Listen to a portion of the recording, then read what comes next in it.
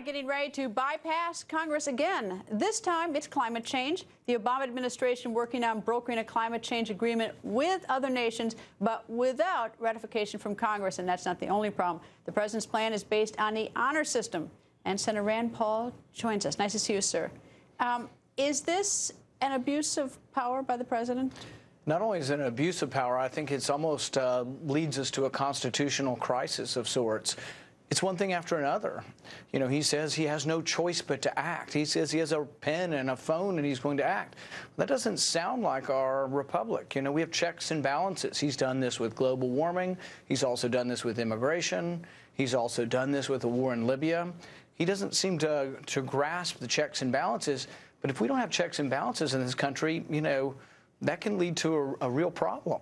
I don't know. Two things that sort of are curious to me. One is that for the first 2 years of his first term of presidency, he had the House and the Senate. So why didn't he do that? He could have gone through the constitutional process and had the House and the Senate. I don't know if he could have got it ratified in the Senate, any treaty, but he had a very sort of a welcoming environment on Capitol Hill. And the second thing is like the honor system is that even if he does sign this, I don't get where the teeth is. It's like, I mean, the honor system when I was in the 5th grade just meant everybody got A's. Well, and the thing is cap and trade we rejected. The House rejected cap and trade. So now he's going around democracy. He's doing sort of an end around Congress.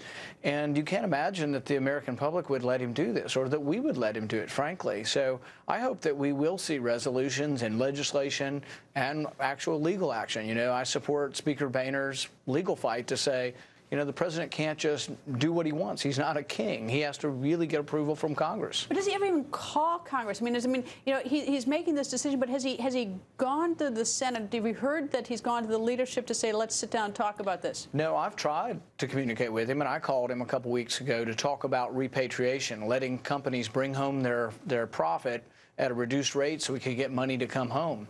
There's $2 trillion sitting overseas that I said could come home and create jobs, and I called him and asked him for his help. But I really didn't get anywhere. All right, on your trip, and I'm going to get to your trip in 1 second to Guatemala, where you were not Senator but Dr. Rand Paul. On your trip, at least one time your quote is saying that former Secretary of State Hillary Clinton, I think you referred to her as a war hawk. Well, you know, they call the war in Libya Hillary's war, and it's led to chaos. So I think we ought to think a little bit before we get involved in war. We now have an ambassador that's been assassinated. We have the embassy that had to flee overland, couldn't even leave by the airport. We have jihadist groups everywhere, and I think we're less safe as a country now with the chaos in Libya than we were when Gaddafi ruled the place. And that doesn't mean Gaddafi was a great guy. He was an autocrat, a dictator. But we had some stability, and we have less stability. So I think the country has to ask themselves, if Hillary Clinton's going to run for president, is that the kind of decision-making that we can expect? Is she going to create more chaos by getting involved in more wars in the Middle East? And I don't think she fully grasps really the repercussions of what she created in Libya. All right, let me talk to Dr. Rand Paul now. You were in Guatemala. Why did you go to Guatemala? Well, for years I've been seeing kids from Guatemala. There's a Guatemalan neurosurgeon in my town in Bowling Green, Kentucky, and he'd been bringing the kids up, and we've been operating on them for about 15 years, and so I thought it'd be neat to go down and see them there. So we went down with a team from University of Utah, and we did about 200 cataract surgeries, and I was able to visit with some of the kids that I had done surgery on 15 years ago. One, of course, was Yulia Estrada. Yeah, she was exciting to see. She was a really pretty little girl. Now she's a beautiful young woman, and I was able to straighten her eyes. And when we went down, we were able to get her some glasses, and she was able to see 20/20 with glasses. I was struck by when Hernando Lopez, his wife, left him when he went blind. I thought that was like, it's bad enough he's blind, but his wife left him because of that? His was the most dramatic case we saw. We saw a lot of happy people, but this man was ecstatic and overcome by emotion. He'd gradually gone blind for 3 years, lost his job as a truck driver, lost his wife, lost his kids, lost 40 pounds. He was emaciated, and he was being taken care of by a young man from a church. And he got his vision back, and he was so excited and thought, maybe I can get my job again. Maybe I can get my wife back again.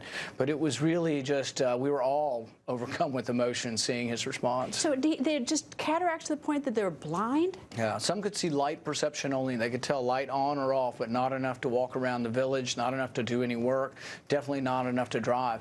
That was the majority of the cataracts, dense, white, mature cataracts.